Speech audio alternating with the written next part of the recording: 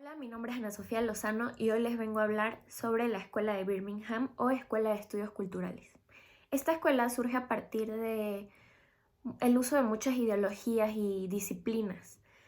Esto a finales de los años 50, empezando ya los 60.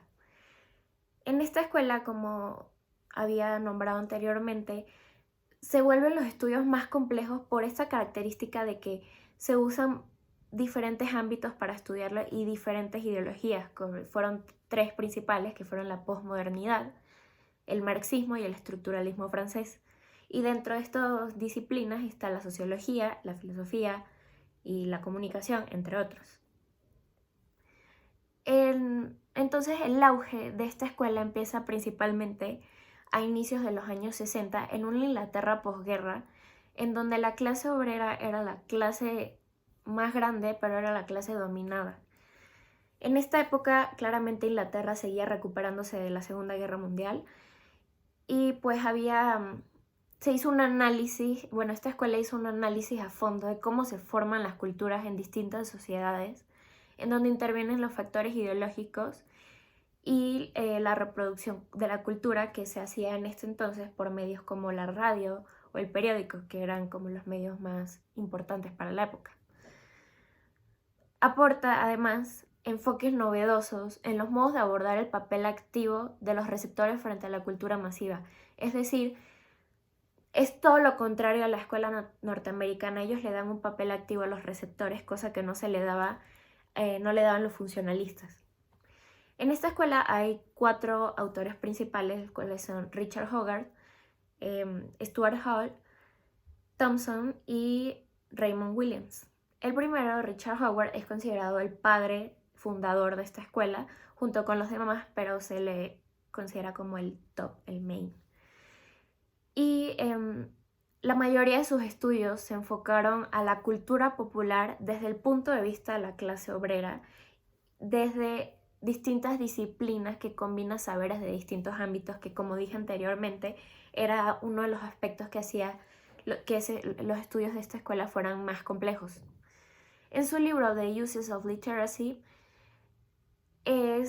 aquí habla sobre el cambio cultural que sufrieron las clases obreras y habla de un antes y un después, del antes de cómo eran las costumbres, las tradiciones y a qué le daban importancia a la cultura obrera, y el después de cómo iban cambiando y cómo iban adaptándose a estos cambios.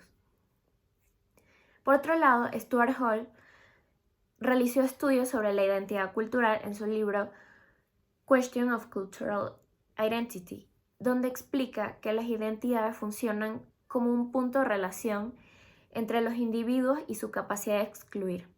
Además, indica que la identidad está estrechamente realizada con la cultura, ya que explica que la formación de la identidad tiene que ver con cuestiones de la historia, la lengua, tradiciones y cultura en el contexto en donde nos desarrollamos. Es así como nosotros adquirimos nuestra identidad.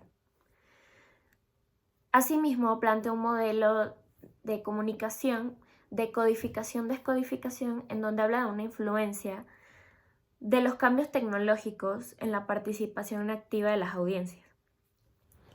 Luego está Edward P. Thompson, que en su obra The Making of English Working Class, él habla de todo este proceso y la opresión que sufrió la clase obrera durante la Revolución Industrial. Este autor se va un poco más atrás en la historia y habla de que las clases es una relación más que una estructura, o más que un apartado. Además, dentro de este libro le da una especial importancia al concepto de cultura obrera como mediación entre base y acción. Pero, como mencioné anteriormente, este autor se enfocó mucho en esto de todo el camino que tuvieron que pasar los obreros durante esta época de revolución y de innovación. Por último, Raymond Williams, en su libro Culture and Society, hace un análisis de la noción de la cultura, la cual atraviesa cambios durante el tiempo, o sea, no se queda igual, sino va cambiando con el tiempo. y las interpretaciones que le da a cada uno, ya sea de manera mental o de manera emocional.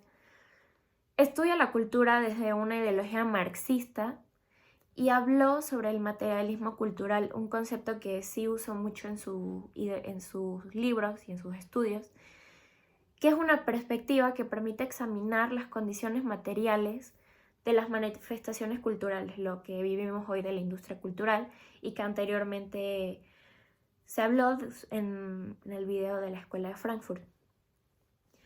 Hoy en día la Escuela de Birmingham sigue teniendo un auge muy grande en los estudios de comunicación. Actualmente en los países latinoamericanos está muy fuerte, y lo que pasa es que dice que en la actualidad nosotros adquirimos mucha información y pensamientos a través de los medios de comunicación, cosa que igual pasaba en esos años, que a pesar de que eran medios distintos, igual hacemos hoy en día.